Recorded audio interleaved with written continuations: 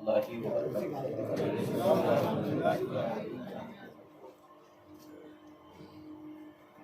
الحمدللہ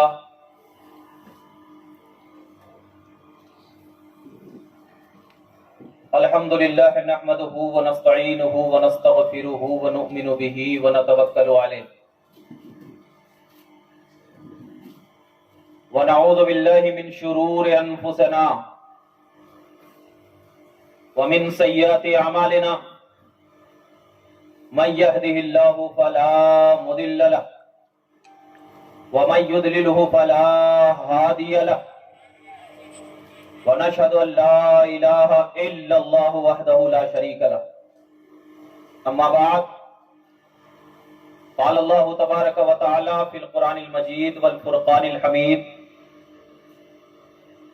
أعوذ بالله من الشيطان الرجيم بسم الله الرحمن الرحيم يا أيها الذين آمنوا اتقوا الله وكونوا مع الصادقين صدق اللہ مولانا العظیم وبلغنا رسولہ النبی الامین المتین الکریم ونحن على ذلك لمن الشاہدین والشاکرین والحمد للہ رب العالمین۔ ان اللہ وملائکتہ یصلون علی النبی یا ایہا الذین آمنوا صلوا علیہ وسلموا تسلیما۔ اللہم صلی علی سیدنا و شفیعنا حبیبنا مولانا محمد وبارک وسلم صلاۃ و سلاما علیک یا رسول اللہ صلاۃ و سلاما علیک یا نبی اللہ صلی اللہ تعالی علیہ وسلم۔ سرورہ شاہ کریمہ دستگیرہ اشرفہ سرورہ شاہ کریمہ دستگیرہ اشرفہ حرمت روح پیمبر یک نظر کن سوئے ماں، اے اشرف زمانہ زمانہ مدد نما، اے اشرف زمانہ زمانہ مدد نما، درہائے بستراز کلید کرم کشا، واہ کیا مرتبہ غوث ہے بالا تیرا، واہ کیا مرتبہ غوث ہے بالا تیرا، اونچے اونچوں کے سروں سے قدم آلا تیرا۔ حضرات محترم، آپ تمام بخوبی واقف ہیں مجھ سے الحمدللہ، اور میں بھی شاید یہ میرا 5ویں مرتبہ یہاں کا دورہ ہے، اور میں بھی آپ لوگوں سے بخوبی واقف ہوں، اور آپ کی محبتوں کا میں شکر گزار ہوں کہ الحمدللہ اللہ کا فضل، غوث اعظم کی عطا اور آپ لوگوں کی محبت ہمیں کھینچ لاتی ہے۔ قابل مبارکباد ہیں آپ تمام کہ اس پرفتن ماحول میں اللہ تبارک و تعالی نے ہمیں بے شمار نعمتوں سے نوازا ہے،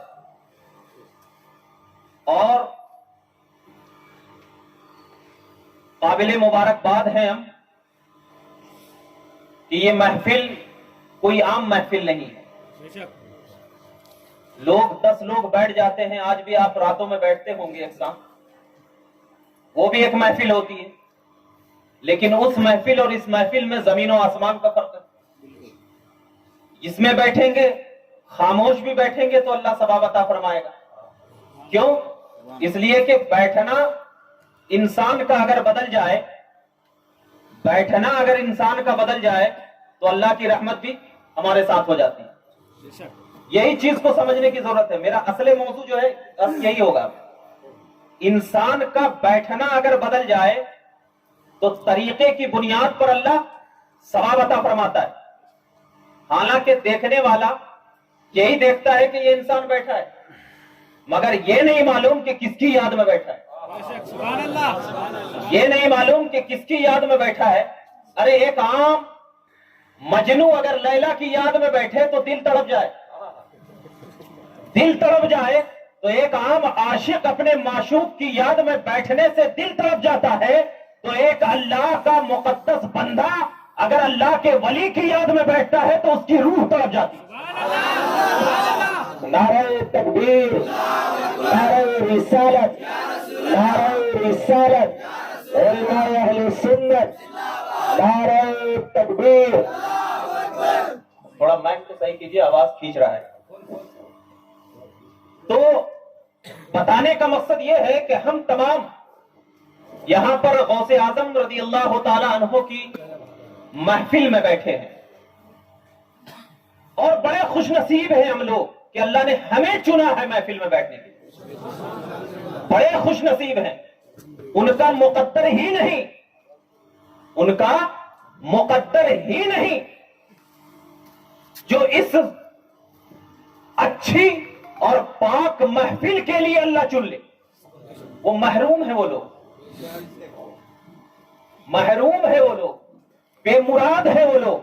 اور الحمدللہ ہم تو اپنے آپ پر ناز نہیں کرتے، اپنے آپ پر ناز نہیں کرتے ہیں. ارے مجدد اعظم حضور اعلی حضرت سے سوال کیا گیا کہ آپ کو کس چیز پر ناز ہے، تو آپ نے بغیر دیر کیے یہی کہا کہ غوث اعظم کی غلامی پہ ناز ہے. علم جس کی قسمیں کھا رہا ہو، تقویٰ جن کے در کا غلام ہو، اگر ان سے پوچھا جائے تو وہ بھی کہتے ہیں کیا، تجھ سے در، در سے سگ، سگ سے ہے مجھ کو نسبت. تجھ سے در، در سے سگ، سگ سے ہے مجھ کو نسبت. میرے گلے میں بھی ہے دور کا ڈورا. علم جس کی قسمیں کھا رہا ہو، تقویٰ جس کے در کی غلامی کرتا ہو، مگر پھر بھی تو ان سے اندازہ لگاؤ کہ مقام غوثیت کیا ہے، مقام غوثیت کیا ہے. ایک بات میں حدیث پاک سناتا چلوں، اس کے بعد میں آتا ہوں. مصباح الزوائد میں حضرت علی مرتضی رضی اللہ تعالیٰ عنہ سے روایت ہے. فرماتے ہیں کہ اللہ تبارک و تعالیٰ ملک شام میں 300 لوگوں کو ایک وقت میں پیدا فرماتا ہے. یعنی 300 لوگ موجود رہتے ہیں، لیکن ان میں سے جب کسی کا انتقال ہوتا ہے ایک کا، تو اس کے مقابلے میں اگر 7 کا انتقال ہو جائے تو 7، 5 کا ہو جائے تو 5. جیسے ہی انتقال ہوتا ہے ان کے بدلے میں اللہ تعالیٰ فوراً پیدا فرما دیتا ہے. فرماتے ہیں کہ 7 لوگ جو ہوتے ہیں ان کو ابدال کہا جاتا ہے. اس کے بعد اقطاب کا منزل آتا ہے، اور ان تمام لوگوں پر اللہ تبارک و تعالیٰ ایک ولی کو مقرر کرتا ہے جس کو کہ مقام غوثیت دیا جاتا ہے. تو ملک شام میں جو ابدال ہیں، اقطاب ہیں، اوتاد ہیں، افراد ہیں، یہ سب ولیوں کی قسمیں، یہ سب ولیوں کی قسمیں. ان تمام کے اوپر جو حکومت کیا کرتا ہے اس کو غوث کہا جاتا ہے. اس کو کیا کہا جاتا ہے؟ غوث کہا جاتا ہے. اور مقام غوثیت کا مرتبہ یہ ہوتا ہے کہ زبان بظاہر شیخ عبد القادر جیلانی کی ہوا کرتی ہے، لیکن بولی اس میں رب قدیر کی ہوا کرتی ہے. یہ آپ ذہن میں رکھ لو. اس کے بعد میں جب آؤں گا تو اس چیز کو سمجھنا. بعض لوگ جب ہم جلسہ کرتے ہیں، جلوس کرتے ہیں، تو ہمارے نوجوان ہیں الحمدللہ، اللہ ان کے علم میں اور ترقی عطا فرمائے. آمین. ان کے اوپر بہت سارے لوگ کہتے ہیں یہ شرک ہے، یہ بدعت ہے، یہ فلاں ہے، یہ دکھا ہے. یا غوث کیوں کہتے ہو، دستگیر کیوں کہتے ہو، غوث اعظم کیوں کہتے ہو؟ یہ تو سب اللہ کے القاب. میں مانتا ہوں بالکل اللہ کے القاب ہے، مگر آپ ایک چیز بتاؤ کہ میں نے آپ کو بھی جو بیٹھا کہ اگر بیٹھنے کا نظریہ بدل جائے تو طریقہ بدل جاتا ہے. یہی بیٹھا نا، نظریہ اگر بدل جائے تو طریقہ بدل جاتا ہے. تو ایسے ہی اگر کوئی انسان کسی کا نام کچھ بھی رکھ دے، ایک چیز ذہن میں رکھنا، سب کا پیدا کرنے والا کون ہے؟ آپ لوگ بھی بولیں. پیدا کرنے والا، موت دینے والا، زندگی دینے والا، رزق دینے والا، ہواؤں کو چلانے والا، دریا کو چلانے والا، عرش کا مالک. ساری کائنات میں جتنی بھی اشیاء ہیں سارے کا مالک اللہ. اس میں کسی کا اعتراض ہے؟ نہیں ہے نا. مگر آؤ قرآن پاک کی دلیل دیتا ہوں. مالک اللہ ہے، دریا میں پانی کی روانگی اللہ ہے، اب ہواؤں کو چلانے والا اللہ ہے، بچوں کو صورتیں بنانے والا اللہ ہے، ہواؤں کو چلانے والا اللہ ہے، درختوں کو حیہ کرنے والا اللہ ہے. لیکن جب فرشتے بھی مقرر ہیں، قرآن کہتا ہے، حدیث پاک میں ہے کہ جب بچہ 4 مہینے 10 دن کا ہوتا ہے تو فرشتے اس میں صورت بناتے. فرشتے اس میں کیا بناتے؟ صورت بناتے ہیں. سانس داخل کرتے ہیں، سانس داخل کرتے ہیں. اس کے بعد حفاظت کرنے والا پھر ہمارے درمیان کرامن کاتبین کو کیوں محفوظ رکھا؟ فرشتے ہماری حفاظت کر رہے ہیں نا. آپ نے حدیث میں پڑھا ہوگا کہ بارش کو برسانے کے لیے بھی فرشتے کو اللہ نے مقرر کیا ہے. بارش کو برسانے، ہوا کو چلانے کے لیے بھی اللہ نے فرشتوں کو مقرر کیا ہے. دنیا کے نظام کو چلانے کے لیے اللہ نے مقرر کیا ہے. تو میں پوچھتا ہوں معاذ اللہ، کیا اللہ تبارک و تعالی ان سب کو کر سکتا ہے یا نہیں کر سکتا؟ پھر اللہ نے نظام کو چلانے کے لیے فرشتوں کو مقرر کیوں کیا؟ کیا وجہ ہے کہ اللہ نے بارش کو برسانے کے لیے فرشتوں کو مقرر کیا، ہوا کو چلانے کے لیے فرشتوں کو مقرر کیا، ہماری حفاظت کے لیے فرشتوں کو مقرر کیا، ہمارے پیٹ میں بچوں کو سورج ڈالنے کے لیے فرشتوں کو مقرر کیا، ساری کائنات کے نظام کے لیے فرشتوں کو مقرر کیا؟ کائنات میں جتنی بھی اشیاء ہیں ساری چیزوں کے نظام کو برقرار رکھنے کے لیے اللہ نے فرشتوں کو مقرر کیا ہے. تو پھر کیوں؟ یہ ہمارا سوال ہے ان لوگوں کے لیے جو کہتے ہیں کہ اللہ سب کچھ کر سکتا ہے. الحمدللہ ہمارا بھی عقیدہ ہے کہ اللہ سب کچھ کر سکتا ہے. ہمارا بھی عقیدہ ہے اللہ سب کچھ کر سکتا ہے. تو پھر اللہ نے فرشتوں کو مقرر کیوں؟ کیا وجہ ہے کہ کیا اللہ کے فرشتوں کو مقرر کرنے کی وجہ سے کیا اللہ کے خالقیت پر، اللہ کے مالک ہونے پر، اللہ کے وحدہ لا شریک ہونے پر، اللہ تبارک و تعالیٰ کے نظام کائنات میں جو اللہ خالق ہے اس میں کوئی فرق پڑے گا؟ کیوں نہیں پڑے گا؟ اللہ مارتا ہے، اللہ مارتا ہے، لیکن جب آپ کا انتقال ہوتا ہے تو کون روح قبض کرتا ہے؟ تو اللہ تبارک و تعالیٰ کے جو اللہ مار رہا ہے، موت دے رہا ہے. یہاں تو دیکھ رہے ہیں کہ حضرت اسرائیل علیہ السلام آپ کی روح کو قبض کر رہے ہیں. تو پھر اللہ کے جو اللہ تبارک و تعالیٰ کی صفت ہے موت دینا، اس پر تو فرق پڑ گیا نا. مانو گے نا؟ اگر اس اعتبار سے مانو گے تو فرق تو پڑنا چاہیے نا. لیکن حدیث کہہ رہی ہے کہ نہیں، قرآن کہہ رہا ہے کہ نہیں. پھر کیوں؟ اگر آپ دیکھو گے تو اللہ سورج بنا سکتا ہے کہ نہیں بنا سکتا؟ بنا سکتا نا. اللہ ہی ہے جو پیٹ میں بچے کو رکھتا ہے تو سورج بناتا ہے، اللہ ہی ہے. لیکن آؤ حدیث پاک میں صاف الفاظ ہے بخاری شریف کے کہ جب 4 مہینہ 10 دن ہوتا ہے تو اللہ تبارک و تعالیٰ فرشتوں کو حکم دیتا ہے، فرشتے جا سانس ڈال، اے فرشتے جا سانس ڈال. بارش برسا سکتا ہے کہ نہیں برسا سکتا ہے اللہ. لیکن آپ دیکھو کہ حضرت اسرافیل علیہ السلام جو سور پھونکیں گے اور جو فرشتے ہیں بارش برسانے کے لیے اللہ تبارک و تعالیٰ نے ان کو مقرر کیا ہے یا نہیں کیا ہے؟ اب ذرا بتائیے کہ اللہ نے بارش کو برسانے کے لیے، زندگی دینے کے لیے، موت کے لیے، ہواؤں کا رخ بدلنے کے لیے، ساری کائنات کے نظام کے لیے جو فرشتوں کو مقرر کیا ہے، تو کیا اس میں اللہ کے خالقیت ہونے پر کوئی فرق پڑے گا؟ کیوں نہیں پڑے گا؟ یہ تو شرک ہوا نا. کیوں نہیں پڑے گا؟ میں ان لوگوں سے سوال کرنا چاہتا ہوں جو کہتے ہیں کہ اللہ تبارک و تعالیٰ سب کچھ کر سکتا ہے. بالکل یقین ہے سب کچھ کر سکتا ہے، لیکن اللہ نے فرشتوں کو مقرر کرنے کے بعد جس طرح اللہ کی خالقیت ہونے پر کوئی فرق نہیں پڑ سکتا، تو اسی طرح اللہ تبارک و تعالیٰ نے انبیاء اور رسولان اعظام کو بھیجا ہے. اب وہ انبیاء اور رسولان اعظام جو بندوں کی اگر امداد کر دے، ان کی اگر رہبری کر دے، ان کو اگر ہدایت دے دے، ان کو اگر راہ راست پر لا دے، تو ان کے کرنے سے اللہ کی خالقیتوں میں، وحدانیت میں کوئی بھی فرق نہیں پڑے. یہ ان لوگوں سے کہنا جو یہ کہتے ہیں نا، ان لوگوں سے کہنا کہ جو یہ کہتے ہیں. کیوں؟ ایک چیز میں بتا دوں، آپ کو بتاؤں، آپ قرآن جب پڑھیں گے تو اس میں یہ لکھا گا فَأَيْنَمَا تُوَلُّوا فَثَمَّ وَجْهُ اللَّهِ، جدھر تم رخ کرو گے اللہ کو پاؤ گے. لیکن ہم نے قبلے ہی کی طرف رخ کر کے کیوں نماز پڑھا؟ قبلے ہی کی طرف رخ کر کے کیوں نماز؟ مشرق بھی، یہ شمال بھی کر سکتے ہیں، جنوب بھی کر سکتے ہیں، مشرق بھی کر سکتے ہیں، صرف مغرب کی طرف ہی رخ کر کے نماز کیوں؟ کیا وجہ ہے؟ تو آپ یہی کہیں گے قرآن نے کہا ہے، بس مان لینا ہے.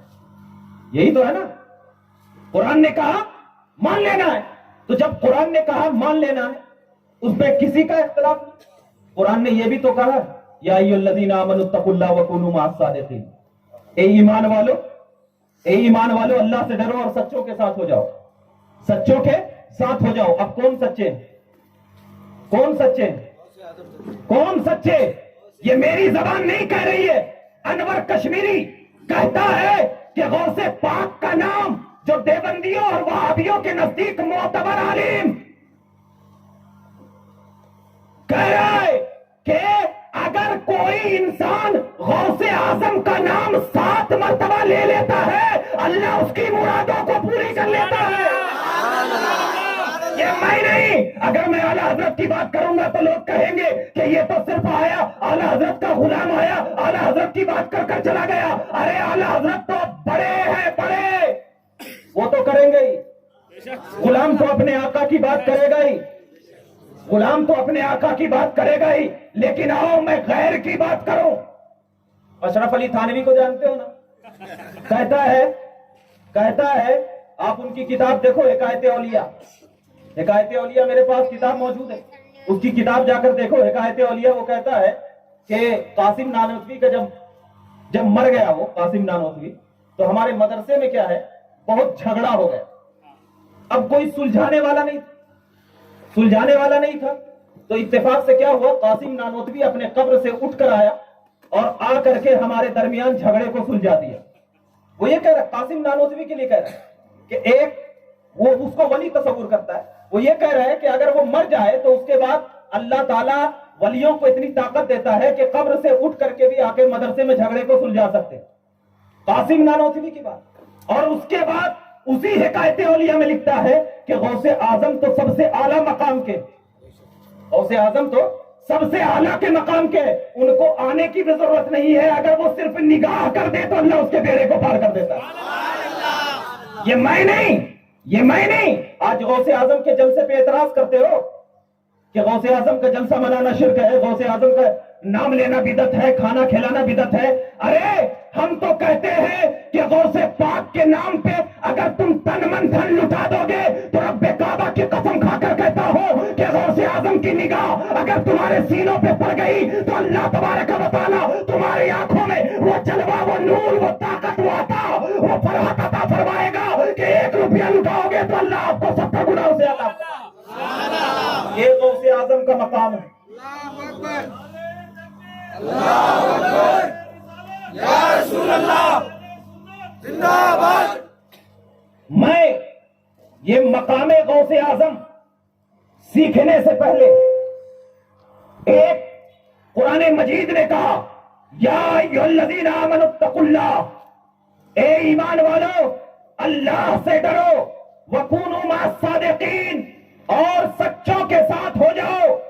اب سچے کو تلاش کرنا ہے کہ کائنات میں کتنے سچے ہیں، ان کو تلاش کرو، ان کو ڈھونڈو، اور سچوں کی پہچان صرف نماز سے نہیں ہوگی، سچوں کی پہچان صرف روزے سے نہیں ہوگی، کیونکہ اگر نماز سے سچوں کی پہچان کرو گے تو میں ان صحابہ کے بارے میں بتاؤں کہ جو صحابہ نے نبی اکرم صلی اللہ علیہ وسلم کو صرف 1 لمحہ دیکھا اور اسی وقت انتقال ہو گیا، انہیں نہ نماز ملی، نہ روزہ ملا، نہ حج ملا، نہ زکوٰۃ ملا، تو کیا ان صحابہ کے بارے میں کیا کہو گے؟ کیا وہ سچے ہیں یا نہیں ہے؟ اب میں ان تابعین کے بارے میں کہوں کہ ان تابعین نے صحابہ کرام کی نگاہوں کو دیکھا، صحابہ کرام کی نگاہوں کو دیکھ کر اگر اسی وقت انتقال ہو گیا تو کیا انہیں سچا کہو گے یا نہ کہو گے؟ اگر کسی کے دل میں کوئی ایک کافر ہے، اگر وہ اللہ کے نبی کا کلمہ پڑھ لیا اور اسی وقت انتقال ہو گیا تو کیا وہ سچے ہیں یا نہیں ہے؟ تو پتا کیا چلا کہ سچوں کی پہچان نہ نماز سے کر پاؤ گے، سچوں کی پہچان نہ حج سے کر پاؤ گے، سچوں کی پہچان نہ زکوٰۃ سے کر پاؤ گے، تو اب پتا کیسے چلے؟ تو حضرت ابو ایوب انصاری سے پوچھتے ہیں، اے ابو ایوب انصاری، آپ کے قدموں پہ ہمارے ماں باپ قربان، آپ کی آنکھوں کے تارے ہیں، آپ تو نبی پاک کو اپنا مہمان بنائے تھے، ذرا بتائیے تو صحیح کہ سچوں کی پہچان کس طرح کیا جائے؟ حضرت ابو ایوب فرماتے ہیں رب کعبہ کی قسم ہے کہ جب تک میں مدینے میں نماز پڑھتا تھا میری نماز میں چاشنی نہیں آتی تھی، لیکن جب سے میں نے مصطفیٰ کے نظر کرم کو دیکھا، ان کے حسن کو دیکھا، ان کی جمال کو دیکھا، ان کی اداؤں کو دیکھا، اور اس کے بعد میں جب سجدہ کرنے لگا میرا دل روشن ہو گیا، میرا دل روشن ہو گیا، اور اتنا روشن ہو گیا کہ میں نبی کے اقدس نبی کریم صلی اللہ علیہ وسلم کی بارگاہ اقدس میں حاضر ہوتا ہوں، عرض کرتا ہوں یا رسول اللہ، میرے پہلے دل کی کیفیت کچھ اور تھی، لیکن اب میں نے جب سے آپ کو دیکھا ہے آپ میرے دل کی کیفیت کچھ اور ہو گئی ہے۔ میرے آقا فرماتے ہیں ابو ایوب قد صدقتا، تو نے سچ کہا، رب کعبہ کی قسم اس دن سے مجھے ابو ایوب انصاری اگر کوئی پکارتا تھا تو میرا دل نہیں مانتا تھا، اگر اس دن سے یہ جملہ کوئی پکارتا تھا کہ نبی نے قد صدقتا کہا، تو سچا ہے، یہ کہا ہے، اس دن سے میرے دل میں روشنی پیدا ہونے لگی، میں سمجھ لیا کہ جس کو مصطفیٰ سچا کہہ دے وہ سچا ہوا کرتا ہے، جس کو مصطفیٰ سچا کہہ دے وہ سچا ہوا کرتا ہے۔ اب ذرا بتاؤ کہ نبی پاک صلی اللہ علیہ وسلم کی زبان، نبی پاک صلی اللہ علیہ وسلم کی زبان جسے سچا کہہ دے وہ سچا، یہی ہے نا؟ ذہن دے رہا ہوں، نبی کی زبان جسے سچا کہہ دے وہ سچا، ایک مرتبہ کہہ دے بھی تو سچا۔ جن کے دل میں، جن کے جسم میں نبی کا خون ہو، سبحان اللہ، زبان بول دے تو سچا، خون بول دے تو، خون بول دے تو وہ تو بدرجہ اولا سچا ہوگا۔ حضرت امام جعفر صادق بولتے ہیں، فرماتے ہیں کہ وہ شخص دیکھنا کہ میرے اہل بیت سے وہی شخص محبت کرے گا، بہت بڑی بات بتا رہا ہوں، امام جعفر صادق کہتے ہیں کہ میرے اہل بیت سے وہی شخص محبت کرے گا جس کے دل میں اور جس کے جسم میں سچا اور پاک خون ہوگا۔ اب دیکھ لینا کہ اہل بیت سے جو محبت کر رہا ہے وہ سچا ہے، اور جو اہل بیت سے دور ہو گیا سمجھ لینا وہ سچا نہیں کچا ہے۔ سب سچے کی پہچان ہوئی سچے کی پہچان، اور وہ اہل بیت سے وہی محبت کرے گا جو ایمان والا ہوگا، جو عقائد والا ہوگا، جو قرآن والا ہوگا، جو نبی والا ہوگا، جو صحابہ والا ہوگا، جو تابعین والا ہوگا، جو تبع تابعین والا ہوگا، وہی اہل بیت سے محبت کرے گا۔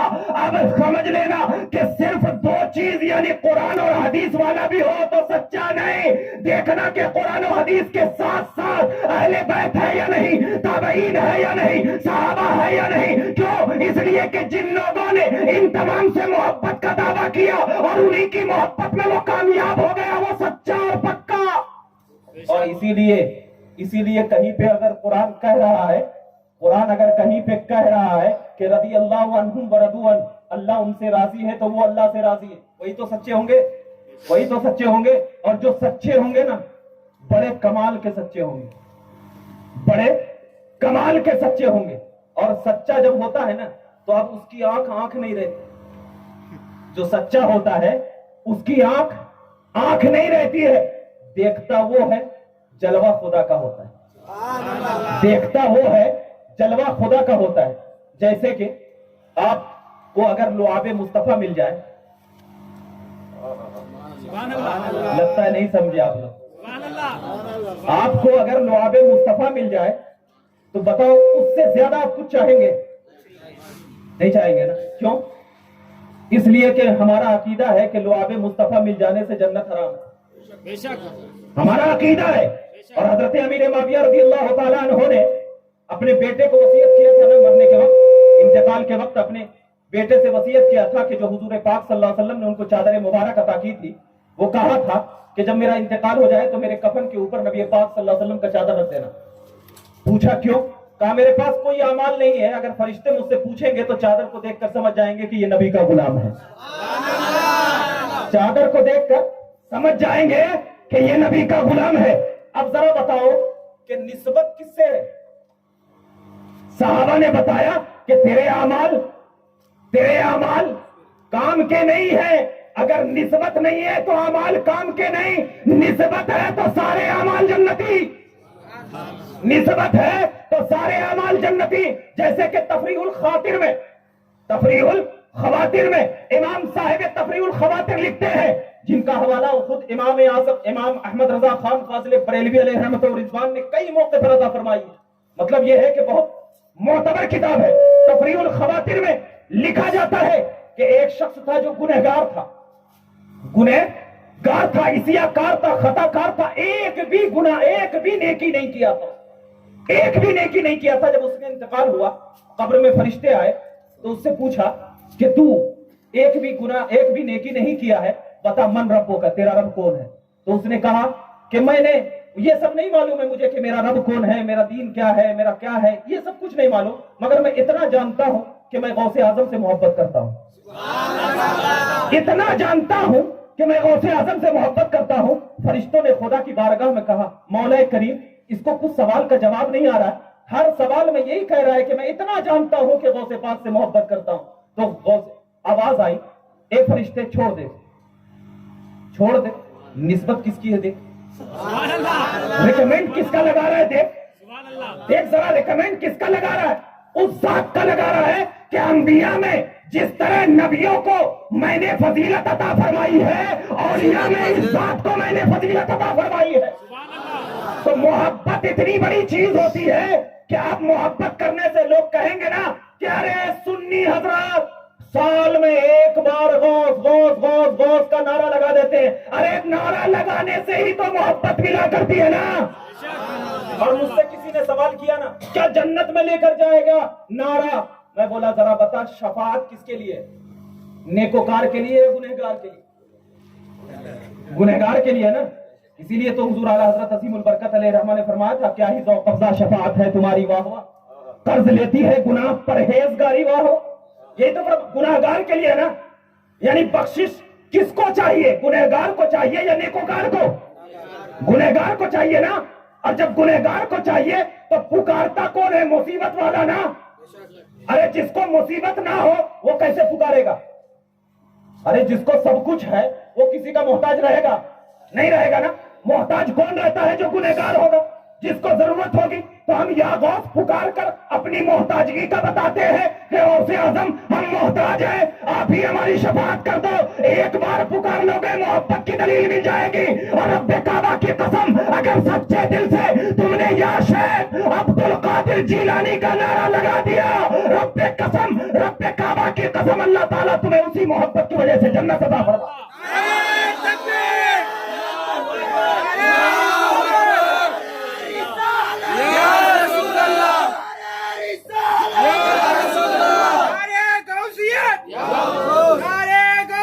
تو غوث اعظم کا مقام وہ مقام نہیں جن کو کہ عام لوگ ناپ لے تول لے، وہ مقام نہیں. ارے جہاں پہ عقل جا کر ختم ہوتی ہے وہاں پر سے غوث اعظم کی ولایت کی شروعات ہوا کرتی ہے. کیونکہ عقل میں اگر آ جائے تو وہ غوث غوث نہیں. جس کی ولایت عقل میں آ جائے وہ ولایت ولایت نہیں ہے. عقل سے دور جس کو چلا جائے اس ولایت کا نام غوث اعظم کی ذات ہے. غوث اعظم کو تم توڑ رہے، تمہاری کیا اوقات ہے کہ تم غوث اعظم کو تول سکو؟ کیا اوقات ہے ان لوگوں کی؟ کیا اوقات ہے؟ اگر کوئی تم سے سوال کرے نا کہ یا غوث پکارنے سے کیا ہوتا ہے تو ان کو اتنے جواب دینا پکار کے دیکھ سمجھ جائے گا. یہ مت جواب دینا کہ کیا ہوتا ہے، اس کو بولنا کہ پکار کے دیکھ، خود خود سمجھ جائے گا. میرے سوال کا جواب خود بخود مل جائے گا، خود بخود مل جائے گا. کیوں لڑنا ہی نہیں بھائی، نہیں لڑنا. کیا ہوتا ہے، کیسے ہوتا ہے، کیوں ہوتا ہے. ابھی شادی کا ڈیٹ فکس نہیں ہوا، دولہا کو تیار کر رہے ہیں آپ. پہلے پکار کے تو دیکھ، پکار کے تو دیکھ. کیسے پکار کے دیکھے؟ صاحب قلائد الجواہر کہتے ہیں پکار کے کیسے دیکھیں؟ دیکھ. غوث اعظم کے 10 مرید ہیں، قافلے کے ساتھ آ رہے ہیں. راستے میں ڈاکوؤں نے گھیر لیا، راستے میں ڈاکوؤں نے گھیر لیا. کوئی راستہ سمجھ میں نہ آیا کہ اب کرے تو کیا کرے، کیا وجہ ہے. اب پکارے تو کس کو پکارے؟ اس وقت ان کے دل میں ایک خیال آیا، ارے میں جن کا مرید ہوں کم سے کم اسے تو پکاروں. وہ 10 مرید یا شیخ عبد القادر جیلانی شین للہ پکارتے ہیں.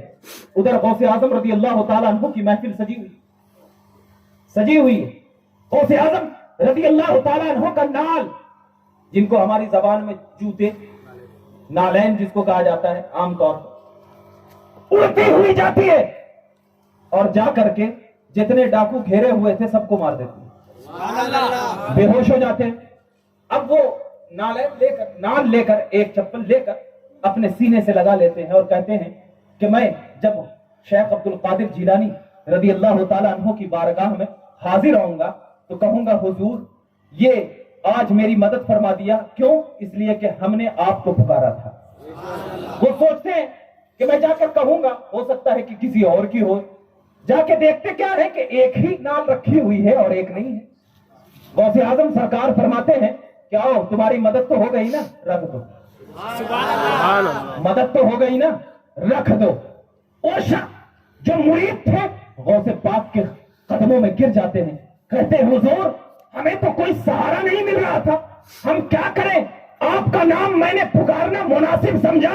क्यों? इसलिए कि मैंने सोचा कि जब किसी का कोई हामी और मददगार नहीं होता है तो अल्लाह ने बगदाद की सरजमीन पर एक नूरे विलायत को ऐसे चमकाया है कि अगर मैं उनको अदब और एहतराम के साथ नाम ले लूंगा तो अल्लाह जरूर उनके सदक़े में हमारी मदद करेगा। अरे हम तो गुनहगार, इसियाकार, खताकार हैं, हमारी जबान तो हो सकती है रद्द कर दी जाए, लेकिन जब आपका सहारा ले लो तो मुझे यकीन हो जाता है कि हमारी जबान रद्द हो सकती है।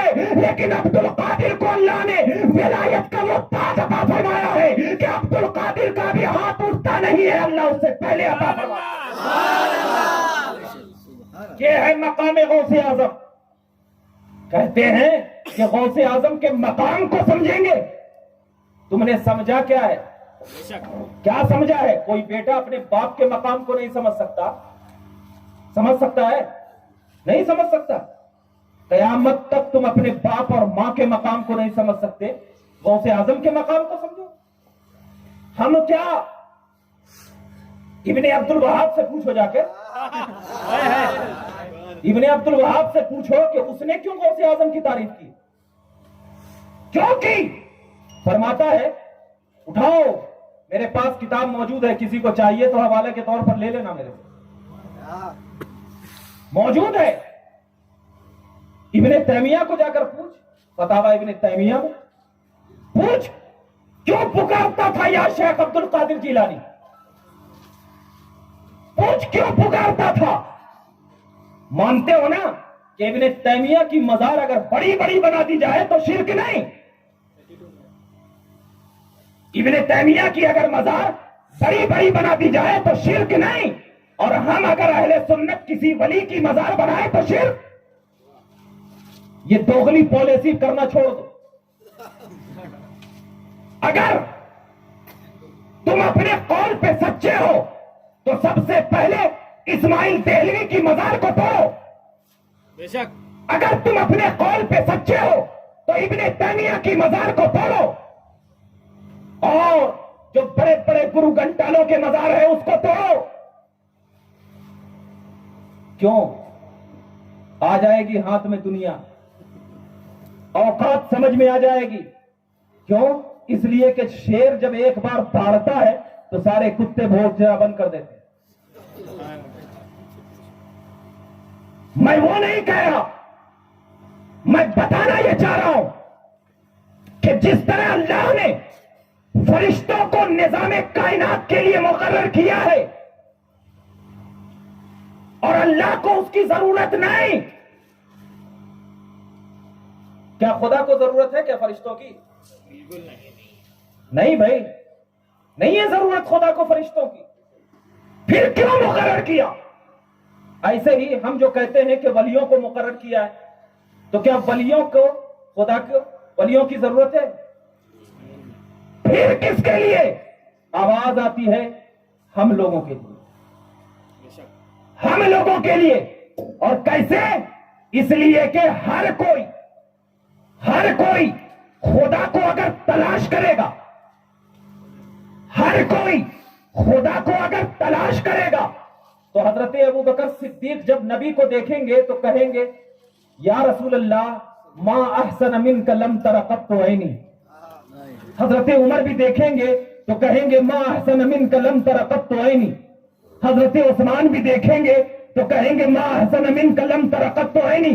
सहाबा देखेंगे या रसूल अल्लाह आपको अल्लाह ने इतना हसीन बनाया, اتنا حسین بنایا. میں اس کا ترجمہ کر رہا ہوں، ماں حروف تعجب ہے. اتنا حسین، اتنا حسین کیسے کیسے بنایا؟ کہا اللہ تبارک و تعالیٰ نے سب سے پہلے اول ما خلق اللہ نوری کہا. اول ما خلق اللہ نوری کہا. اللہ تبارک و تعالیٰ نے جب اپنے نور سے مصطفیٰ کے نور کو بنایا، اللہ نے مصطفیٰ کے جلووں کو جب پورے کائنات میں روشن فرمایا تو وہ جلوہ کبھی بغداد کی سرزمین پہ جا کے چمکا، وہ جلوہ کبھی اجمیر کی سرزمین پہ جا کے چمکا، وہی جلوہ کبھی مخدوم پاک کی شکل میں چمکا، وہ جلوہ کبھی جا کر کے داتا حیات قلندر کی شکل میں چمکا، وہ جلوہ کبھی معروف کرکی کی شکل میں چمکا، وہ جلوہ کبھی عثمان ہارونی کی شکل میں چمکا، وہ جلوہ کبھی حضرت داتا گنج بخش کی شکل میں چمکا، وہ جلوہ کبھی داتا گنج شکر کی شکل میں چمکا. یعنی اللہ تبارک و تعالیٰ نے میرے نبی کے نور کو اس طرح چمکایا کہ صحابہ نے جب ان کے نور کی نورانیت کو دیکھ کر تعجب کرنے لگے تو کہیں لوگ یہ نہ سمجھ لائے یا رسول اللہ ہمیں بھی تو دکھا دیجئے، ہمیں بھی تو کر دیجئے، ہمیں بھی تو زیارت کروا دیجئے. تو اللہ تبارک و تعالیٰ نے اپنے امتی کی فریاد کو عالم تصور میں سن لیا تھا اور کہا تھا کہ اگر میرے اس ظاہری دنیا سے وفات کرنے کے بعد اگر تم میرے دل کی خواہش کرو گے کہ میرے جلوے کو دیکھو تو کہیں اگر تم نے خواجہ غریب نواز کا زمانہ پا لیا تو ان کو دیکھ لینا، خدا کے مجھے دیکھ لو گے. اگر تم نے ان سے اور مریدوں کی شکل کو دیکھ لیا، ان کے خاندان والوں کو دیکھ لیا، اگر تم نے ان کو دیکھ لیا تو سمجھ لینا تم نے مجھے کو دیکھ لیا. مطلب کیا ہے کہ اللہ تبارک و تعالیٰ نے جب انبیاء کرام کی ذات کے ساتھ ساتھ ان کے اہل بیت کے لے کر کے قیامت تک اہل بیت کو باقی رکھنے کا مقصد یہ صرف یہی تھا کہ اگر میرا بندہ یہ خیالات کرے کہ میں نے نبی کے جلووں کو نہیں دیکھا ہے، میں نے نبی کی صورت کو نہیں دیکھا ہے، میں نے نبی کے اتمام حجت کو نہیں دیکھا ہے، تو اللہ کے نبی نے اپنے جلوے کو کائنات میں پھیلا کر یہ بتا دیا کہ تم ان کے قدموں میں گر جانا، ان سے دعائیں لے لینا، ان کے ہاتھ کو چوم لینا.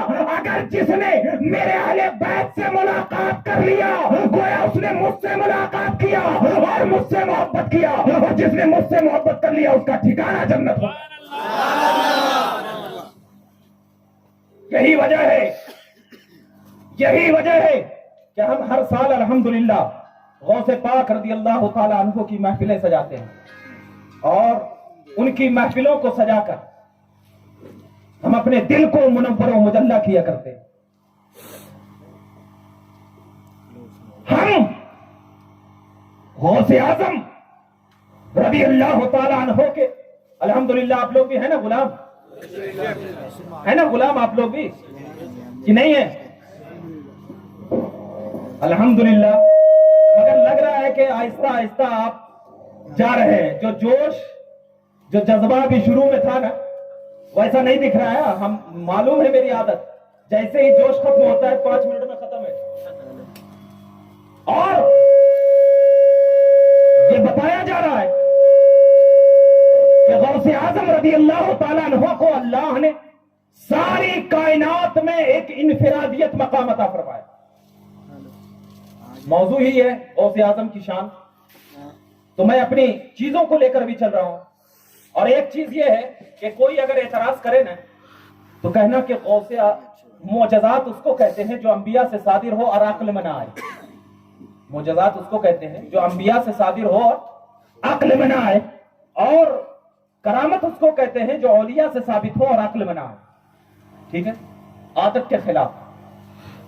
اب اس کی طرف جانے سے پہلے میں 3 باتیں آپ کو پیش کروں. تقدیر کی 3 قسمیں.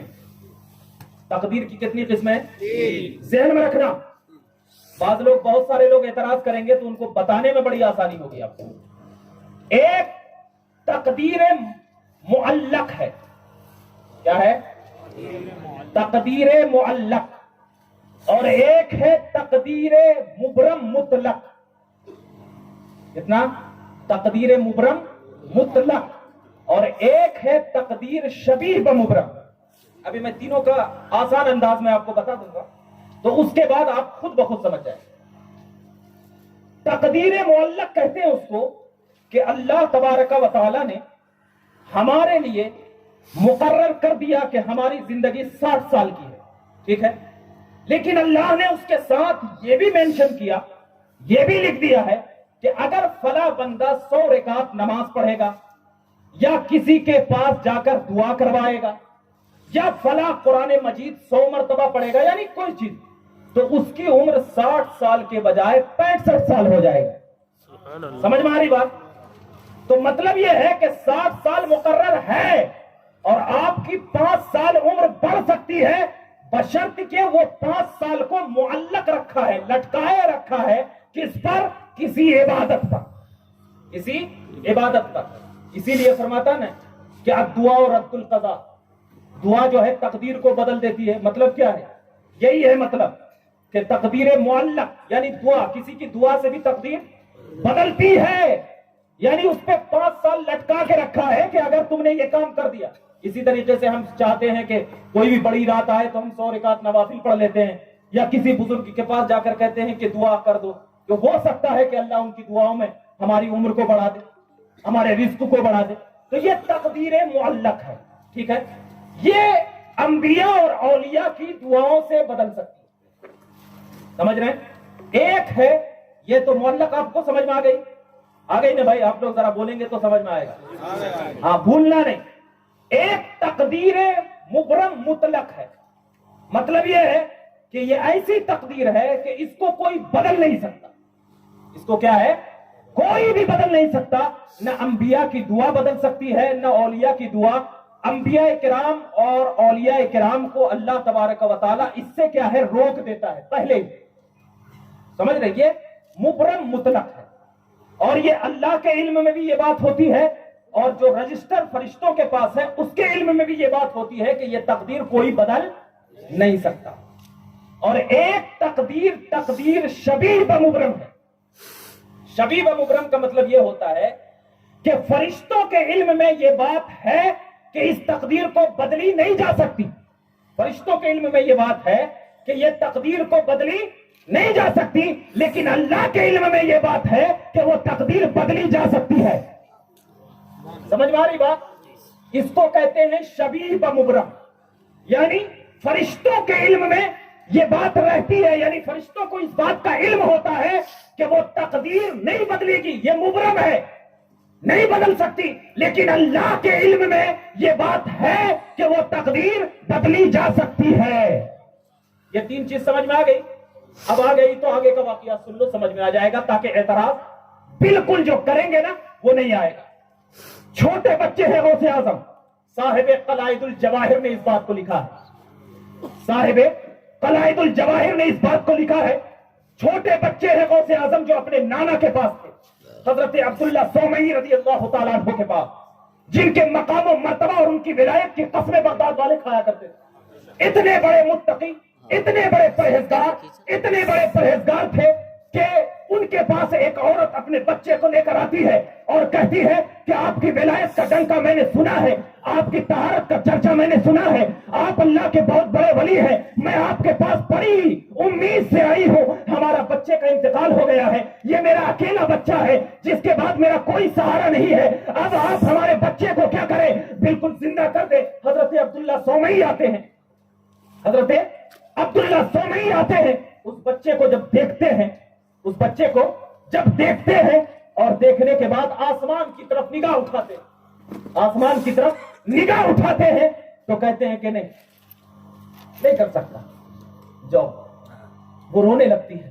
اب ذرا بتاؤ اس وقت کا منظر دیکھو کہ جس کے پاس ایک بچہ ہو, بچپن میں انتقال ہو گیا ہو, اس کا کوئی سہارا نہ ہو, اس کا شوہر نہ ہو, اس بچے کا باپ نہ ہو, یتیم ہو, اس کا بھی انتقال ہو جائے تو ماں کے دل پر کیا گزرتی ہے ذرا دیکھو.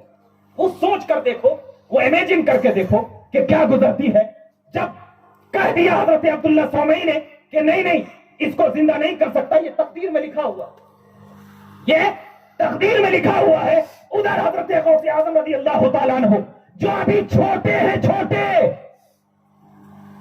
ہے نا, دروازے سے باہر نکلتے ہیں, دیکھتے کیا ہیں کہ ایک عورت جو ہے رو رہی ہے, ایک عورت جو ہے رو رہی ہے. غوث اعظم رضی اللہ تعالیٰ عنہ اس عورت کے پاس جاتے ہیں, کہتے ہیں کیا بات, کیوں رو رہی ہو, کیوں رو رہی ہو؟ حالانکہ وہ بچے کو چھپائے ہوئے تھے. کیوں رو رہی ہو؟ تو وہ عورت کہتی ہے کہ میں بڑا نام سن کر حضرت عبداللہ سومئی کے پاس آئی تھی کہ میرے بچے کو زندہ کر دے، لیکن انہوں نے کہہ دیا کہ نہیں، زندہ نہیں کر سکتے ہیں، اس کی تقدیر میں لکھا ہوا ہے۔ تو حضرت غوث اعظم ابھی بچپن کے عالم میں مسکراتے ہیں، کہتا ہے تمہارا بچہ تو زندہ ہے، مرا کہاں ہے؟ تمہارا بچہ تو زندہ ہے، مرا کہاں ہے؟ وہ تعجب سے کہتی ہے نہیں نہیں، مرا ہوا ہے۔ کہا پردہ اٹھا کر تو دیکھ، تمہارا بچہ زندہ ہے۔ وہ عورت کا بیان ہے، صاحب قلائد الجواہر لکھتے ہیں، بچے وہ عورت اس کو اٹھا کر دیکھتی کیا ہے، جیسے ہی دیکھتی ہے وہ بچہ مسکرانے لگتا ہے، وہ بچہ مسکرانے لگتا ہے۔ ادھر حضرت عبداللہ سومئی کو پہنچتی ہے یہ بات کہ ایک چھوٹے سے بچے آپ کے نواسے نے یہ بچے کو زندہ کر دیا ہے۔ ادھر ایک لکڑی لے کر کے حضرت عبداللہ سومئی آتے ہیں اور حضرت شیخ عبد القادر جیلانی رضی اللہ تعالیٰ عنہ کو دوڑاتے ہیں۔ حضرت عبداللہ سومئی پیچھے پیچھے ہے اور حضرت شیخ عبد القادر جیلانی ابھی بچپن کے عالم میں ہے، وہ دوڑ رہے ہیں اور ان کے پیچھے جا رہے ہیں۔ حضرت عبداللہ سومئی کہتے ہیں لوگ ابھی میں تمہاری خبر لیتا ہوں، اللہ اکبر کبیرہ۔ اچانک دوڑتے دوڑتے ایک قبرستان میں پہنچ جاتے ہیں، آواز لگاتے ہیں اے قبرستان کے مردے، مجھے میرے نانا سے بچاؤ، میری حفاظت فرماؤ۔ جیسے ہی حضرت شیخ عبد القادر جیلانی رضی اللہ تعالیٰ عنہ کی آواز قبرستان والوں تک پہنچتی ہے، سارے مردے اٹھ کر کھڑے ہو جاتے ہیں اور ان کو اپنے گود میں لے لیتے ہیں۔ جیسے ہی یہ منظر حضرت عبداللہ سومئی دیکھتے ہیں، دیکھنے کے بعد کہتے ہیں کہ کس کی آواز آئی؟ کہا آواز دینے والا عبد القادر تھا، لیکن آواز آ رہی تھی اللہ کے وہاں سے، میں نے ان کی آواز پر کھڑا کر دیا۔ حضرت عبداللہ سومئی کہتے ہیں میرے نواسے تیری عظمت پہ میں بھی قربان ہو گیا، اب میں بھی تیرے قدموں میں گر جائے۔ نعرہ تکبیر، نعرہ تکبیر، نعرہ رسالت، نعرہ رسالت، علماء اہل سنت۔ میں بتانا چاہتا ہوں ان دریدہ بہنوں سے، ارے جن کا مقام تم 2.5 سال کی عمر میں نہیں پہچان سکتے، کوئی بلی جن کا مقام 2.5 سال کی عمر میں نہیں پہچان سکتا، تم 2.5 لاکھ سال بھی ہو جاؤ گے لیکن مقام غوثیت کو پہچاننے کے لیے تمہاری نسلیں تو ختم ہو جائے گی لیکن تم مقام غوثیت کو کبھی پہچان ہی نہیں سکتے۔ 2.5 سال کی عمر ہے، 2.5 سال کی عمر ہے، کبھی دیکھا ہوگا کہ نواسا نانا نواسا کے قدموں میں گر کے ان کی ولایت کی تصدیق کر رہا ہو؟ دیکھا ہوگا؟ اب لوگ پوچھیں گے کہ حضرت عبداللہ سومئی کو کیوں نہیں دکھا، تو اس کے بارے میں علماء خود فرماتے ہیں، صاحب ملا علی قاری فرماتے ہیں کہ اللہ جو ہے بعض چنندہ لوگوں کو شبیہ و مبرم کو بدلنے کا طاقت عطا فرماتا، اور اس میں شیخ عبد القادر جیلانی رضی اللہ تعالیٰ عنہ کی ذات، جو اب جہاں پر بھی تم دیکھنا، جہاں پر بھی تم روایت پڑھنا، اگر وہاں پر یہ لگے کہ اللہ کے اس ولی نے مبرم تقدیر مبرم کو بدل دیا، تو مطلب کیا ہے؟ وہاں پر تقدیر مبرم مطلق کو نہیں بدلا بلکہ تقدیر مبرم شبیہ مبرم کو بدلا۔ یہ ذہن میں رکھنا، کہیں پر بھی آپ دیکھ لو اٹھا کر، اور جب یہ فرق آپ کے ذہن میں رہے گا نا تو کوئی گلی کا مولوی تم سے سوال نہیں کرے گا، کیونکہ اس کو اس بات کا علم ہی نہیں ہے کہ تقدیر کی قسمیں کتنی ہیں، اس نے تو گوگل پہ پڑھ کر کے سرچ کر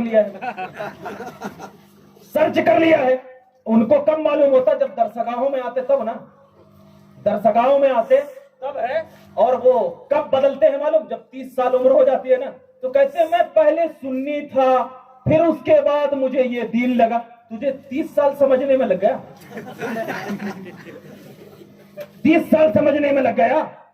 غوث اعظم رضی اللہ تعالیٰ عنہ ماں کے پیٹ میں بھی تھے تو 18 پارے حفظ کر لیے تھے۔ سبحان اللہ، 30 سال تجھے سمجھنے میں لگا۔ آپ نے یہ بات پڑھی ہوگی نا کہ جب استاذ کے پاس گئے بسم اللہ الرحمن الرحیم پڑھا تو 18 پارے یاد کر لیے۔ کہا بیٹا تم نے یہ پارے کہاں سے سنے؟ کہا میری ماں کو 18 پارے یاد تھا، وہ پڑھتی تھی، میں اندر سنتا تھا، میں سن کر کے یہ 18 پارے کا حافظ ہو گیا۔ اگر پورا یاد ہوتا تو پورے کا حافظ ہو جاتا۔ اور تو مقام غوثیت کو سمجھنا چاہتا ہے؟ جس کو 30 سال اپنا دین سمجھنے میں لگ گیا ہو وہ مقام غوثیت کو سمجھنا چاہتا ہے؟ ارے مقام غوثیت اللہ کے نبی کی عطا کا نام ہے. بے شک. مقام غوثیت علی کی ولایت کو ڈالنے کا نام ہے. غوث اعظم فرماتے ہیں، خود فرماتے ہیں بہجت الاسرار میں، خود فرماتے ہیں کہ میں جب تقریر کے لیے مجمع میں بیٹھتا تو میری تقریر سننے والے لوگ نہیں موجود رہتے تھے، شروع میں نہیں موجود رہتے. میں بڑا افسردہ رہتا کہ میری تقریر سننے والے نہیں ہیں. اچانک ایک مرتبہ میں ممبر پر کھڑا بیٹھ کر کے تقریر کر رہا تھا کہ ہم سب کے آقا تاجدار انبیاء فخر رسولہ حضرت محمد مصطفیٰ صلی اللہ علیہ وسلم آتے ہیں، کہتے ہیں بیٹا زبان کھولو، بیٹا زبان کھولو. جیسے ہی زبان کھولتے ہیں 7 مرتبہ لعاب دہن نبی پاک صلی اللہ علیہ وسلم ڈالتے ہیں. خود بہجت الاسرار کی روایت ہے. اور اس کے بارے میں یہ کتاب ایسی ہے کہ ہم بھی مانتے وہ بھی مانتے، ہم بھی مانتے. میں نام نہیں لیتا ہوں کیونکہ پاک محفل میں ناپاکوں کا نام نہیں لیا جاتا. بے شک. بے شک. یہ غوث پاک کی محفل ہے نا، بے شک. غوث پاک کی. ہم صرف وہ کہیں گے نا، سمجھ لینا. فرماتے ہیں نبی پاک نے 7 مرتبہ لعاب دہن ڈالا اور ڈال کر کے آپ تشریف لے کر چلے گئے. میری زبان ابھی میٹھاسی ہو رہی تھی کہ اتنے میں حضرت علی آتے ہیں. سبحان اللہ. اتنے میں حضرت علی رضی اللہ تعالیٰ عنہ آتے ہیں اور کہتے ہیں بیٹا زبان کھولو، اور 6 مرتبہ لعاب دہن ڈال.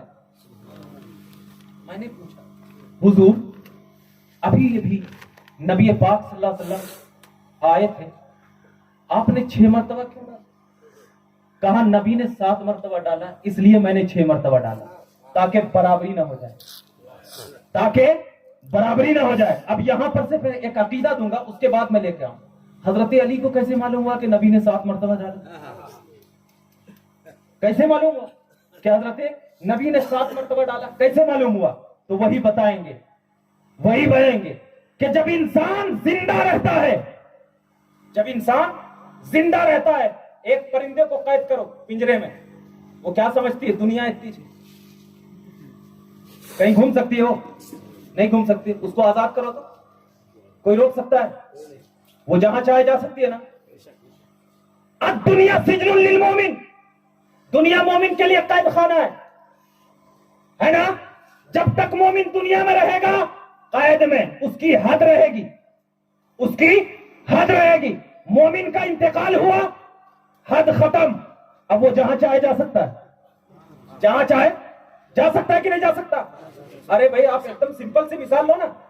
جب تک پرندہ قید میں ہے، پنجرے میں ہے، اب اس کی حد وہی ہے، جہاں ہم چاہیں گے وہیں جائے گا. اس کو اڑا دو، اب اس کو پکڑ سکو گے، روک سکو گے کہ تو وہاں مت جا، تو وہاں مت جا، تو وہاں مت جا. دنیا کا کنڈیشن اس کے اوپر لاگو نہیں ہوتا ہے. کیوں؟ اس لیے کہ اس نے دنیا کو چھوڑ دیا ہے. اب کائنات میں گھومے گا، اب کائنات میں گھومے گا، اور جب کائنات میں گھومے گا تو اب وہ بتاؤ کہ کیا یہاں نہیں، وہاں نہیں، وہاں نہیں، وہاں نہیں، وہاں نہیں، کہاں نہیں؟ ہر جگہ نا، ہر جگہ نا. تو اب ذرا دیکھو ہر جگہ حضرت علی رضی اللہ تعالیٰ عنہ کو میرے آقا نے ولی بنایا. بے شک. من کنت مولا فعلی مولا، یہی تھا نا. اب حضرت علی کو معلوم کیسے ہوا؟ تو جب آپ حضرت علی کو کیسے معلوم ہوا؟ تو حضرت علی کی ولایت نے ان کے نگاہوں میں اتنی تاثیر عطا فرما دیا کہ حضرت علی کائنات کے ذرے ذرے کو مشاہدہ کر لیتے ہیں. اٹھاؤ ترمذی کی حدیث پاک، حضرت علی رضی اللہ تعالیٰ عنہ بیٹھے ہوئے ہیں، حضرت جبرائیل آتے ہیں، کہتے ہیں علی آپ کے علم کا بڑا ڈنکا سنا ہے، آپ بہت علم والے ہیں، آپ نبی کی صحبت میں ہمیشہ رہتے ہیں، ذرا دیکھ کر بتائیے کہ جبرائیل کہاں ہے، دیکھ کر بتائیے کہ جبرائیل کہاں ہے. حضرت علی رضی اللہ تعالیٰ عنہ کا بیان ہے کہ میں مشرق کی طرف دیکھا، مغرب کی طرف دیکھا، اور جنوب کی طرف دیکھا، شمال کی طرف دیکھا، تحت الثری کی طرف دیکھا، عرش معلیٰ پہ دیکھا، کائنات کے ذرے ذرے کو میں نے ڈھونڈ لیا، کہیں جبرائیل نظر نہ آیا. بعد میں جب میں نے سوچا تو کہا کہ ہو سکتا ہے تو ہی جبرائیل ہے، سبحان اللہ. ہو سکتا ہے تو ہی جبرائیل ہے. حضرت جبرائیل نے کہا یقیناً میں ہی جبرائیل ہوں. میں تو اندازہ لگا رہا تھا. کہا اس اندازے میں نے کائنات کو دیکھ لیا ہے. میں نے کائنات کو دیکھ لیا، اور جب علی کے سامنے کائنات کا مشاہدہ ہو تو اگر نبی میرے غوث اعظم کی بارگاہ میں آئے تو کیا علی اس کا مشاہدہ نہیں کر سکتے؟ سبحان اللہ. پوچھا ان سے جو نبی کی نبوت پر اعتراض کرتے ہیں، ارے تم کو مسلمان کس نے بنایا؟ میرے نبی نے. کس نے بنایا؟ نبی نے. ڈائریکٹ. تو اس کا مطلب یہ ہے کہ جس تھالی میں کھا رہے اسی میں چھید کر رہے ہو. ہمیں جو انسان ایک بار اگر احسان کر لے، زندگی بھر تک اس کا احسان نبھانا ہے. بے شک. ہر جزاء الاحسان الا الاحسان کے تحت. کتنا بڑا کرم ہے کہ ہر دور میں فتنے اٹھے، اور ہر دور میں فتنے کو ختم کرنے کے لیے کوئی وہابی اور دیوبندی نہیں آیا. اٹھا کر تاریخ دیکھ لو، تاریخ فرشتہ جو ہندوستان کی تاریخ ہے اٹھا کر دیکھو آپ. ہر دور میں فتنے اٹھے، ہر دور میں. اسماعیل دہلوی کی شکل میں فتنہ اٹھا، حضرت فضل حق خیر آبادی نے مٹایا. وہابیت دیوبندیت کی شکل میں فتنہ اٹھا، مجدد اعظم نے مٹایا. آج ناموس رسالت پر فتنہ اٹھا تو خادم حسین رضوی نے مٹایا. سبحان اللہ. ہر دور میں فتنہ اٹھا ہے. ہم اہل سنت کے نزدیک پیسے کی اہمیت نہیں ہے، ناموس رسالت کی اہمیت ہے. سبحان اللہ. ہمیں کوئی مکہ اور مدینے سے ریال نہیں آتے ہیں، ہمیں نبی کی محبت کی خوشبو آیا کرتی ہے، نبی کی محبت کی عطا آیا کرتی ہے. ورنہ بتاؤ نبی پاک صلی اللہ علیہ وسلم نے کیوں فرمایا تھا کہ مجھے یمن سے خوشبو آ رہی ہے؟ کیوں فرمایا تھا؟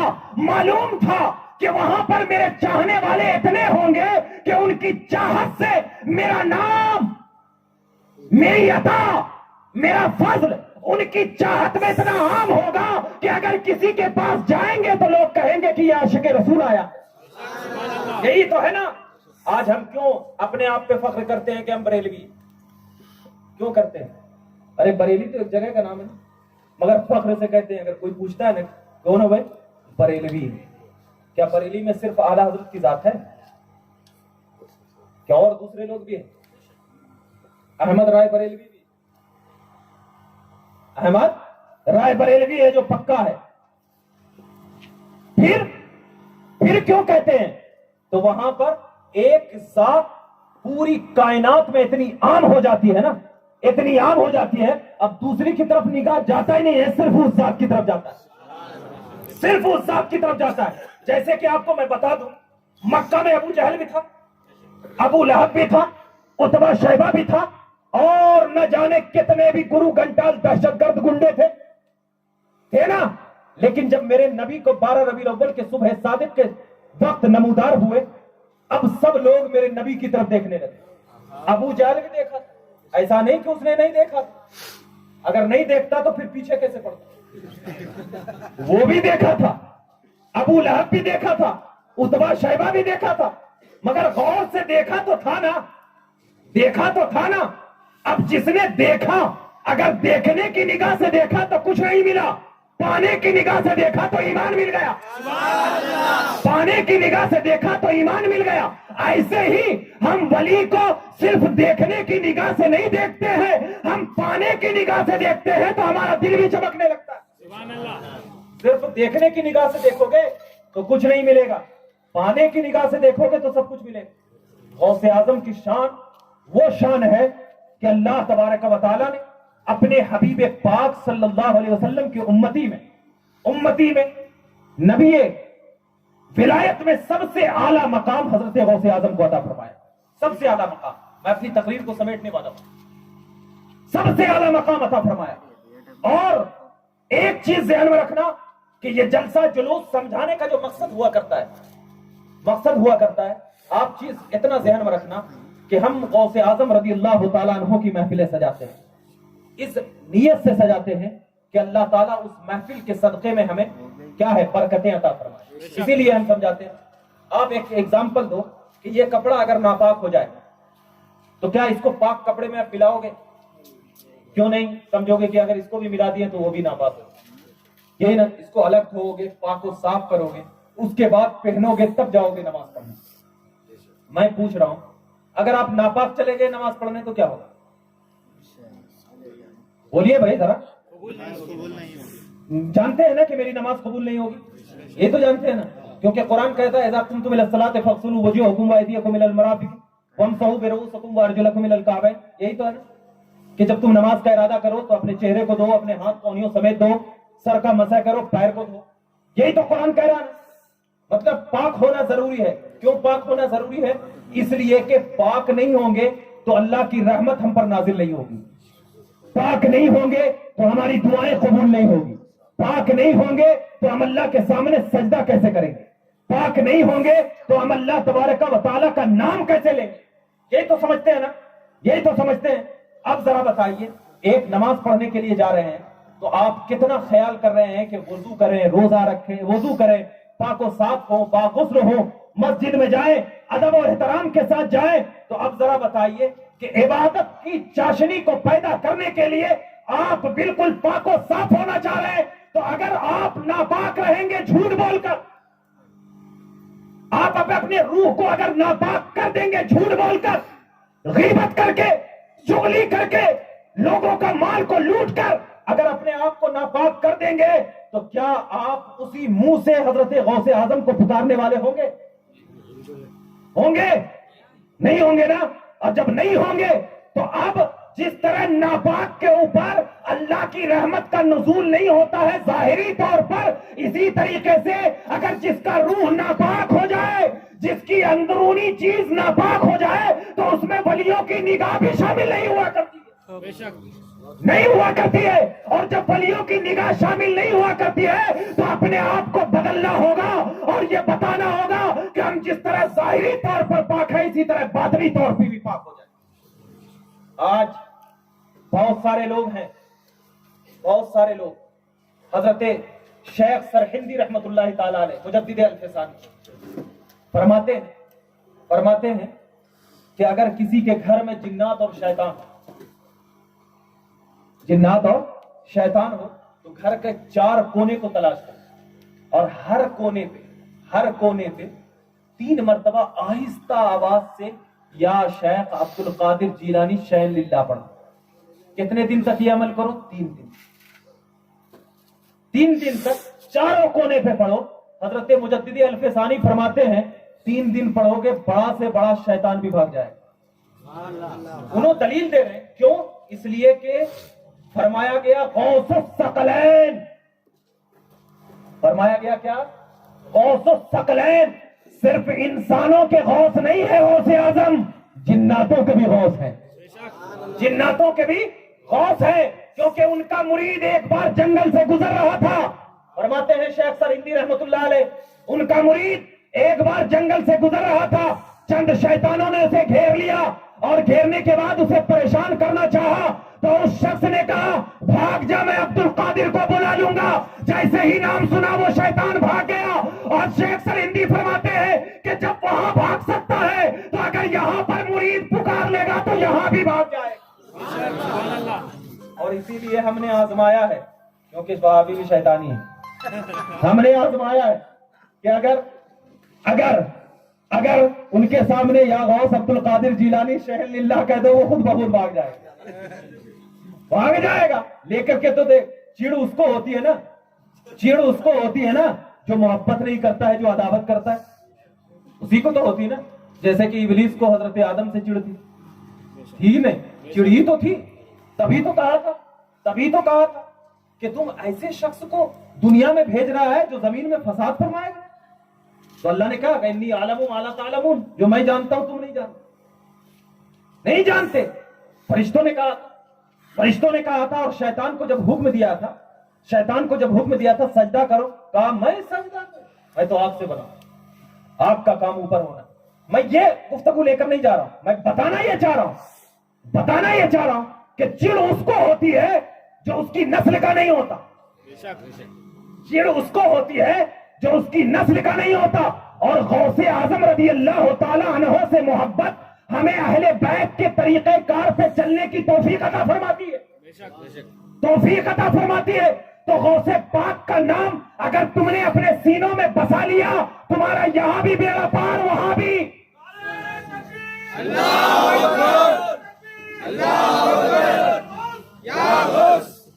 इसीलिए तो कहा मुरीदी ला तखफ अल्लाह रब्बी, ए मुरीद सिर्फ यहाँ नहीं, डरना मत, अल्लाह मेरा रब है।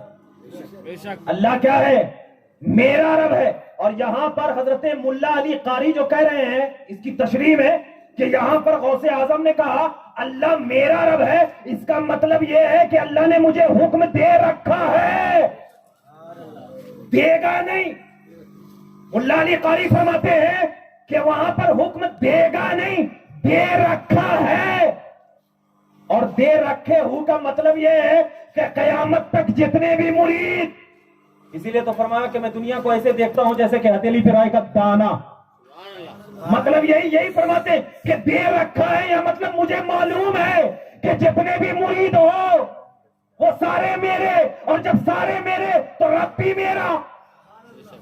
मेरा जब रब मेरा है तो अब जरा बताओ, एक एग्जांपल देता हूं, अगर प्राइम मिनिस्टर है, अभी जीता हुआ है, उसका बेटे के पास जाओ, कहा फला काम कराना है, नहीं हो रहा, अरे कई को घबराते हो यार, मेरा बाप ही है, मेरा बाप ही है, मैं करवा दूंगा। आपको यकीन हो जाएगा मेरा काम तो। गौसे आजम ने क्या कहा? अल्लाह रब्बी, मेरा रब है। यहां पर सिर्फ मेरा रब का मतलब नहीं है, मतलब यह है कि अल्लाह ने मुझसे वादा कर दिया है, अब्दुल कादिर तू अब अपने मुरीद को जैसे चाहे, जिस अंदाज में चाहे बख्शवा दे, सुभान अल्लाह। बख्शवा दे। ये मैं नहीं कह रहा, हजरत मुल्ला अली कारी फरमाते हैं, मुल्ला अली कारी फरमाते हैं, उन पर कोई एतराज नहीं करता। मालूम है ना, उन पे एतराज करें तो बहुत सारी पोल खुल जाएगी, पोल खुल जाएगी, नहीं करते उन पे एतराज। तो बताने का मकसद यह है कि अपने आप में ये ध्यान दो। और हमेशा मैं आखिरी में यही कहता हूं कि मुसलमानों, गौसे आजम की महफिल को सजाना हमारे लिए बड़ी बरकत वाली जात है, बड़ी नेमत वाली है। और जब हम नेमत और जिक्र को लेकर चलते हैं ना, तो अल्लाह ताला हमें जरूर इसका बदला अता फरमाते हैं। और एक चीज ये है कि शायद आप हमेशा जुमा वगैरह में भी सुनते होंगे, वो ये कि अपने मुआशरे में खुद सुधार पैदा करो। एक दूसरे को मत बोलो कि तुम सुधर जाओ, पहले खुद से सुधार पैदा करना। आज अभी भी गांव का ये माहौल है, क्या माहौल है कि सिर्फ जुमा के जुमा नहा करके अच्छे से मस्जिद में आए, यही माहौल है। इससे पहले मैंने एक बार पूछा भी था यहां कि भाई जुमा के दिन जलसा रखने का क्या मकसद है, तो वो कहे थे ये जुमा के दिन लोग अच्छे से नहा धो करके बैठे रहते हैं, पाक साफ रहते हैं, इसलिए क्या है जुमा के दिन जलसा रख।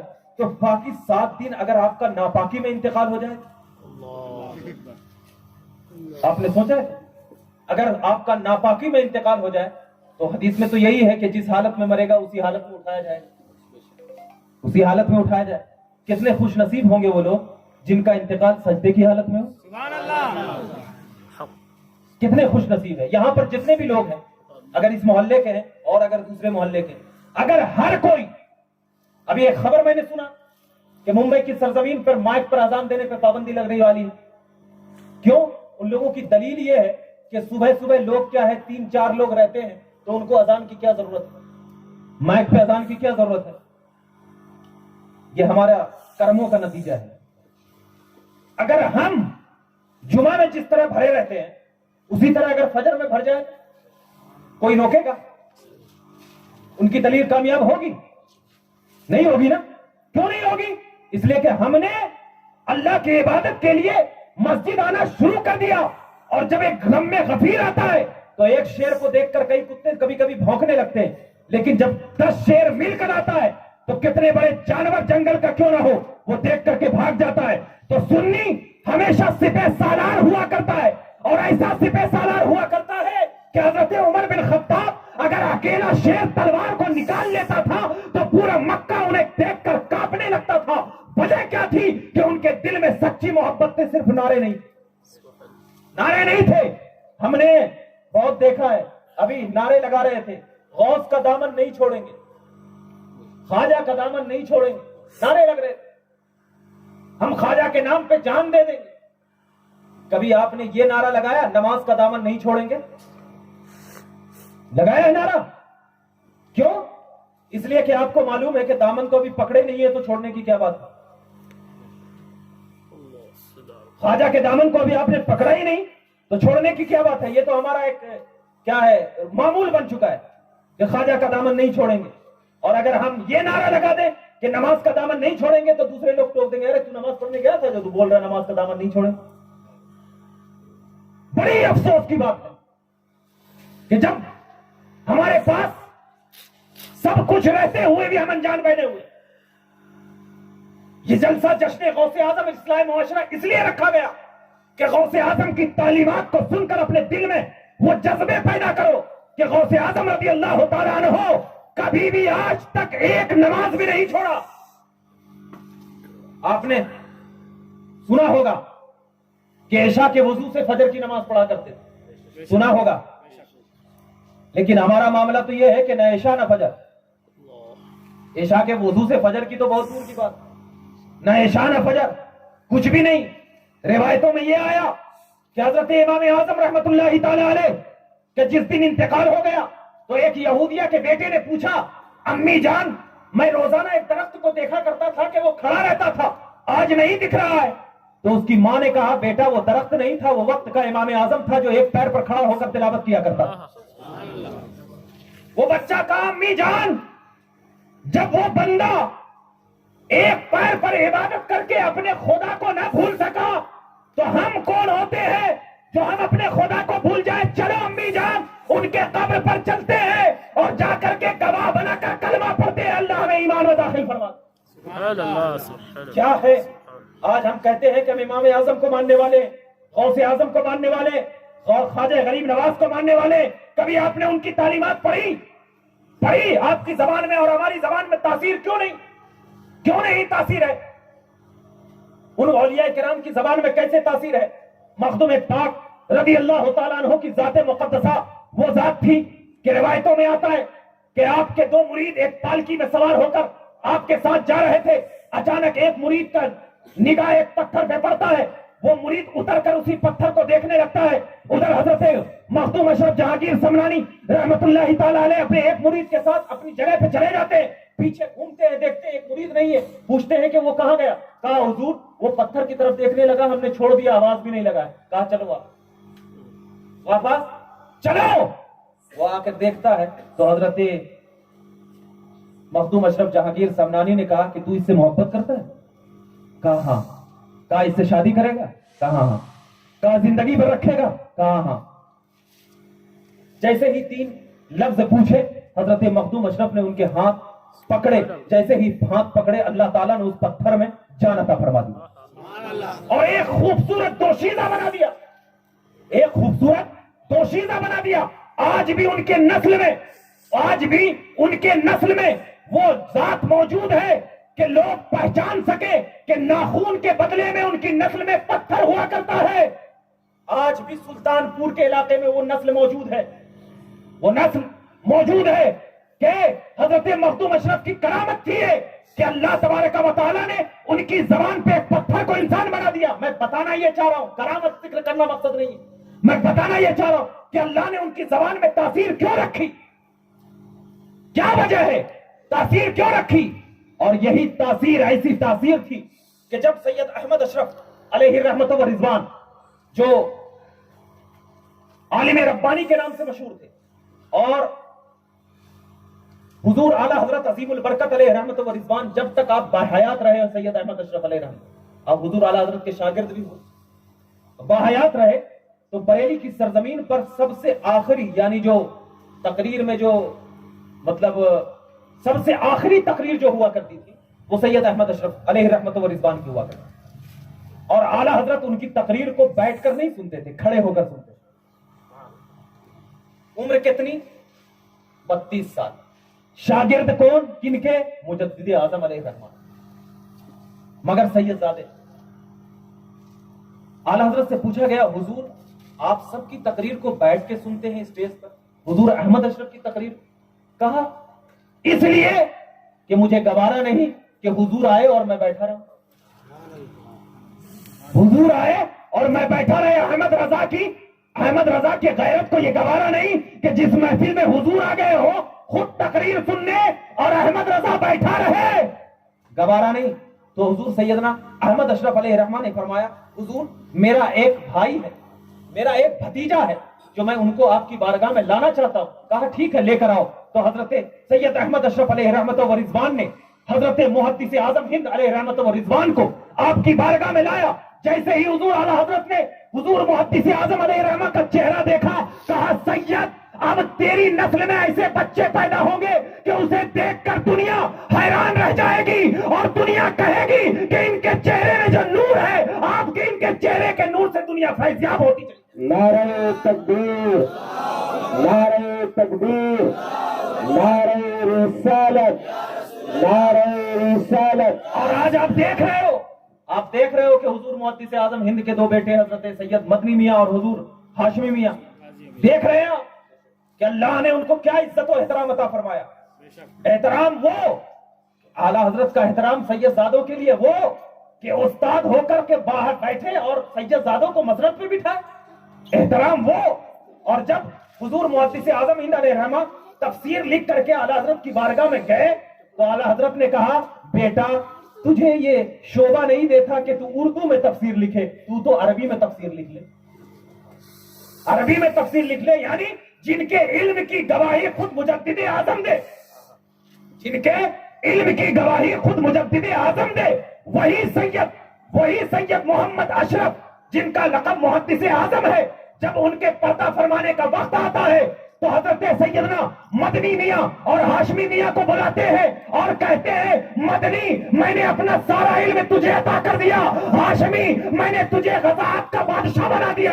آج دنیا حیران ہے کہ دنیا کے کسی بھی کونے میں اٹھا کر دیکھ لو مدنی میاں جیسا عالم کوئی پیدا ہوا اور نہ ہوگا اس وقت.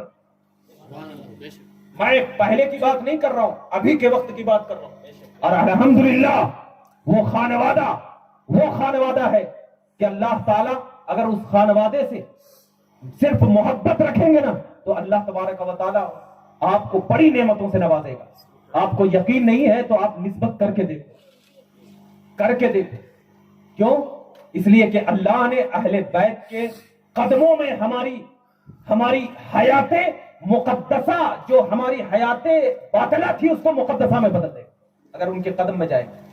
لیکن ضروری یہ ہے کہ اپنے آپ کو پہلے دیکھو, اپنے آپ کو سدھارو اور نمازوں کی سب سے پہلے پابندی. 3 چیز سے اگر آپ بچ جائیں گے نا آپ کو اللہ ہر گناہ سے بچا دے. ایک جھوٹ اور دوسرا حرام کھانے سے اور تیسرے یہ ہے کہ اپنے ماں باپ کی نافرمانی.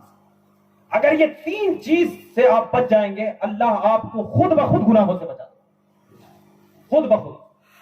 انشاءاللہ آپ ان سب سے بچیں گے انشاءاللہ. وعدہ ہے آپ کا؟ پیچھے سے آواز نہیں آ رہی, مطلب یہ ہے کہ نہیں بچیں گے. انشاءاللہ تعالی بچیں گے نا ضرور انشاءاللہ. مجھے یقین ہے اور میں ہمیشہ جب آتا ہوں تو یہی محبت اور یہی پیار اور یہی عقیدت سے لے کر کے جاتا ہوں. اور بڑے میں شکر گزار ہوں یہاں کے منتظمین, یہاں کے نوجوانان کا, یہاں کے صدر اور دیگر حضرات کا جن کا نام میں نہیں جانتا, ان کا بڑا شکر گزار ہوں. اللہ تعالیٰ ان کے عمر میں برکتیں عطا فرمائے اور اللہ تعالیٰ ان کو ہر پریشانی ہر بیماری سے دور فرمائے. وآخر دعوانا الحمدللہ رب العالمین. السلام علیکم.